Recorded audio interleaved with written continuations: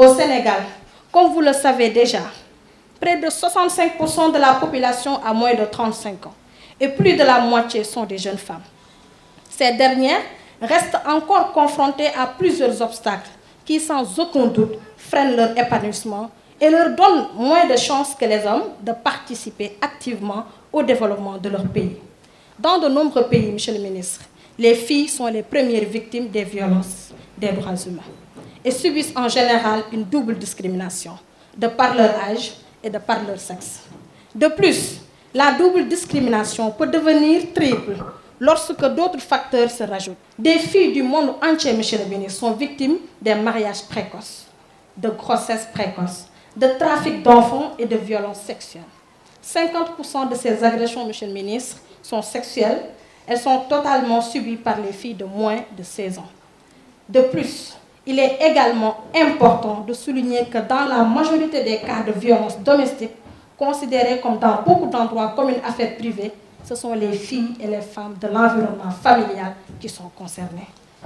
Monsieur le ministre, la question de l'accès à un emploi décent et durable n'est pas à épargner. Les jeunes filles de plus de 18 ans ont d'énormes difficultés quant à la capacitation, la formation, l'accès au crédit pour booster leur entreprise individuelle.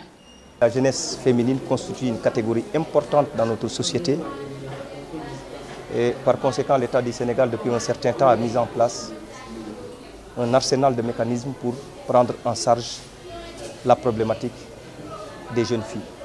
Et cela démontre à suffisance l'engagement de l'État du Sénégal avec les organismes internationaux et les partenaires techniques et financiers à engager un débat constructif, mais mettre en place des mécanismes pour améliorer les conditions d'existence des jeunes filles dans notre pays.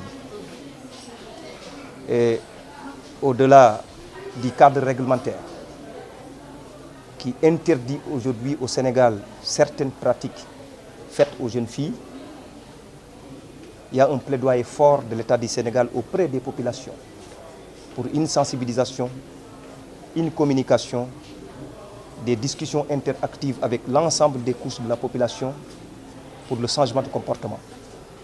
Et ce changement de comportement, je peux vous donner un exemple, l'excision, qui est interdite au Sénégal, mais qui est un phénomène de société, qui fait partie de nos us et coutumes, qu'il faudra, par la sensibilisation et la communication, amener l'ensemble des sociétés à bannir définitivement, puisque étant à l'origine des causes néfastes pour le bien-être des jeunes filles.